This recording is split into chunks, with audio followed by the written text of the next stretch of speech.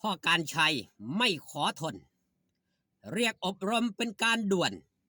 หมอลำเบบีสวัสดีครับผมสวัสดีพี่น้องครับป้องปายมิดหมอแคนแฟนหมอลำยินดีต้อนรับเข้าสู่ช่องไทยซีเกตชาแนลสวัสดีไปยังแฟนคลับเอฟซีลาดหน่อยอุ้งอิงแฟนคลับเอฟซีสาวหน่อยเพชรบานแพงสู้ขู่สู้คนเด้อครับเด้อด่วนครับพี่น้องพอกันใช่ได้ออกมาโพสเมื่อบอกถึงชั่วโมงหรือว่าบอกกี่ชั่วโมงที่ผ่านมานี่ละเรียก2หมอลำเบบีวัย14 ปีอบรมทัศนคติเป็นการด่วนพอกันใช่ได้ออกมาโพสแบบนี้ครับเข้าห้องเย็นอบรมเปลี่ยนนิสัยทัศนคติเปลี่ยนทัศนคติให้อยู่ได้กับโลกโซเชียลคิดใหม่ทำใหม่เชื่อฟังคำผู้ใหญ่บอกอย่าออกนอกลู่นอกทางแล้วรอดูความสำเร็จของพวกเขาของพวกเธอนะลูกใส่อิโมจิสาธุแล้วก็รูปหัวใจสีแดงด้วยความหักด้วยความแพงจังได้เอิญสาวน้อยทั้งสองนี่บ่ว่าจะเป็นน้องวันใหม่อนันตยาน้องหมิวชนทิชาเอามาเว้าเอามาจากันมาบอกกล่าวเล่าแจ้งเนื่องจากยังครับหลายมื้อหลายเว้นที่ผ่านมานี่เฮาสิได้เห็นว่าแฟนคลับ FC หลายผู้หลายคนได้ไปแสดงความคิดเห็นทางช่องเนาะทางช่องพอกันใช่นี่ละเกี่ยวกับความประพฤติเกี่ยวกับคำเว้าคำจาของน้องวันใหม่อนันตยาสำหรับน้องหมิวชนทิชาเนี่ยบ่ปานใดดอกแต่น้องใหม่นี่สิรับบทหนักแน่จักหน่อยเนื่องจากยังครับแฟนคลับ FC หลายผู้หลายคนก็สิได้เห็นเนาะคำเว้าคำจาเว้านำผู้หลักผู้ใหญ่เว้าแบบห้วนบ่มีหางเสียงเอิ้นซื้อไปเลยจังสี่นะครับตามที่ได้ยินได้ฟังเอิ้นซื้อไปแบบห้วนก็ถือว่ายังครับเขาสิแนมเบิ่งว่าเป็นเด็กน้อยที่แข็งกระด้างบ่อ่อนโยนบ่ให้ความเคารพผู้หลักผู้ใหญ่เขาเขามองเป็นยังครับเป็นพลังลบครับบ่ได้มองเป็นพลังบวก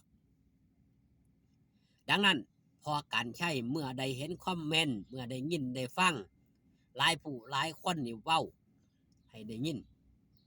ธรรมดาครับผู้เป็นพ่อลูกสิถึกสิผิดนี่เขาบ่ได้ว่าลูกเลยครับเขาว่าพ่อพี่เด้บ่อบรมบ่สั่งสอนเปรียบยังครับพอการใช้ก็คือเป็นพ่อเป็นหัวหน้าวงเป็นหัวหน้าผู้นำทีมงานบ่แม่นว่าเป็นหัวหน้าวงเป็นหัวหน้าผู้นำทีมงานครับเนื่องจากเป็นผู้จัดการเป็นผู้ดูแลสองสาวนี่ก็เลยได้ถือคอมเมนต์สิ่งที่พอการใช้ได้อบรมหลักๆนั่นคือการใส่คำเว้าคำจานี่ละเพราะคำเว้าคำจานี่มันเป็นหยังครับบอกให้เว้าก่อนเว้านี่ให้คิดเพราะคำพูดเป็นนายก่อนเว้านี่เฮาเป็นนายคำเว้าแต่เว้าออกไปนี่เฮาเป็นบ่าวครับให้คิดดีๆก่อนเว้าเพราะมันอยู่ในโลกโซเชียลดังได้เพราะโซเชียลดับได้เพราะโซเชียลเช่นเดียวกันความดังเร็วดับเร็วก็อยู่กับโซเชียลครับเพราะหยังสาวหน่อยเพชรบันแพงสาวหน่อยลำเพิ่นโชว์นี่ถือว่าเป็นหมอลำโซเชียลมีโซเชียลหลายกว่าหมู่ ในเครือข่ายสาวน้อยเพชรบ้านแพงนี่ถือว่าโซเชียลเป็นอันดับหนึ่งของประเทศเป็นหมอลำต้นแบบจะไหนครับต้นแบบก็อยู่ในวงสาวน้อยเพชรบ้านแพงนั่นคือลาน้อยอุ้งอิงหลายผู้หลายคนให้เบิ่งเอาลาน้อยอุ้งอิงนี่เป็นตัวอย่างคอมเมนต์แบบนี้ครับเฮ็ดบ่ได้ซ้ำลาน้อยอุ้งอิงให้มันได้จักเคิงนึงก็ยังดีเรื่องกิริยามารยาทต่างๆคำจาต่างๆนี่ที่เพิ่นออกมายังครับคอมเมนต์ออกมาแสดงความคิดเห็นก็เนื่องจากแฟนคลับ FC กับเป็นห่วงเพราะเด็กน้อยนี่อายุยังน้อยเนาะประสบการณ์ก็ยังบ่มีมันต้องใช้ชีวิตอยู่ในแวดวงการหมอลำนี่ไปอีกดนถ้าเฮ็ดโตดีก็สิอยู่ได้ดนในแวดวงการหมอลำนี้ก็ด้วยความหักความแพงครับแฟนคลับ FC ก็ฮักก็ห่วงนี่ล่ะอยากเห็นอนาคตของเด็กน้อย2คนนี่ไปในทิศทางที่ดีคือกับหลาน้อยอุ้งอิงบ่อยากให้มีอุปสรรคบ่อยากให้สะดุดการสะดุดกับคำเว้าของคนอื่น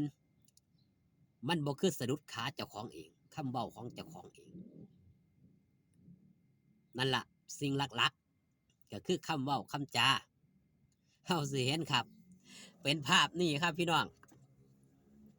เป็นภาพที่พ่อการใช้นี่เพิ่นอบรมเนาะเดี๋ยวให้เบิ่ง